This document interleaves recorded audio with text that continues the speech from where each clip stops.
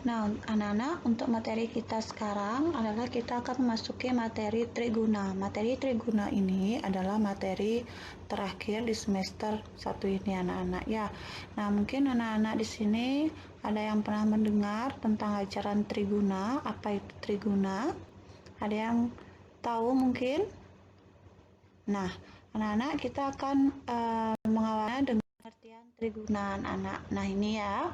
Triguna itu anak-anak berasal dari bahasa Sanskerta, yaitu terdiri dari dua kata, yakni tri dan guna.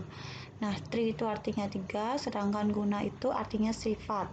Jadi, triguna itu adalah 3 sifat yang mempengaruhi manusia. Nah, di mana anak-anak ketika sifat ini saling mempengaruhi satu dengan yang lainnya dan membentuk watak seseorang. Apalagi jika ketiga sifat tersebut dapat berjalan dengan harmoni, maka seseorang akan dapat mengendalikan pikirannya dengan baik. Tetapi anak-anak, jika ketiga sifat itu terus bergerak seperti roda kereta yang sedang berputar silih berganti, saling ingin menguasai, maka kehidupan seseorang akan kurang damai. Untuk itu, dari ketiga sifat itu perlu dikendalikan. Nah, di mana anak-anak kita sebagai manusia ini memiliki 3 sifat tersebut, yaitu adalah triguna. Nah, 3 sifat itu antara lain apa saja? Apakah anak-anak ada yang tahu? Nah, ketiga sifat itu antara lain adalah yang pertama adalah satwam, di mana sifat satwam ini artinya adalah sifat yang tenang, suci, bijaksana, cerdas, dan sifat-sifat yang baik lainnya. Nah, di mana anak-anak apabila orang yang dikuasai oleh sifat satwam biasanya berwatak tenang, waspada, dan berhati damai. Kalau mengambil tindakan akan ditimbang dulu secara matang, kemudian dilaksanakan. Semua pikiran, perkataan, dan perilakunya itu adalah baik, anak-anak. Seperti tindakan dari Yudhistira di dalam cerita Mahabharata. Nah, gitu anak-anak ya.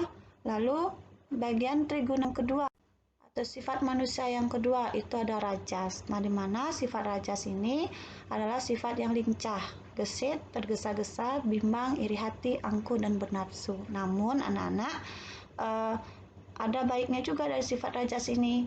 Nah, sifat rajas ini adalah sifat yang juga yang giat bekerja dan disiplin. Nah, di mana anak-anak, maka dari itu agar sifat ini dapat dikendalikan, maka perlu dilatih dengan adanya kesabaran dan ketenangan sehingga pikiran kita menjadi jernih. Itu anak-anak ya. Lalu, ketiga yang dimiliki oleh manusia adalah tamas. Sifat tamas ini adalah yakni sifat yang malas. Lalu kumal itu artinya jorok, anak-anak ya.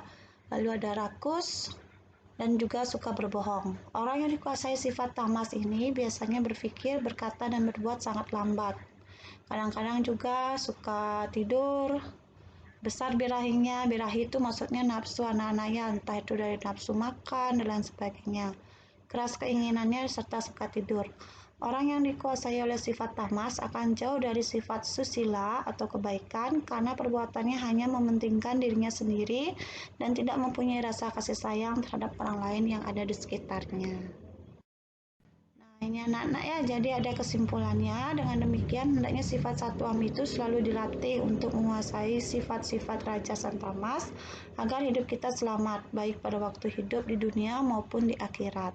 Karena pada dasarnya sifat triguna dalam manusia itu tidak dapat dihilangkan, anak-anak, tetapi masih bisa untuk kita kendalikannya dengan cara apa? Melatih sifat satwam kita.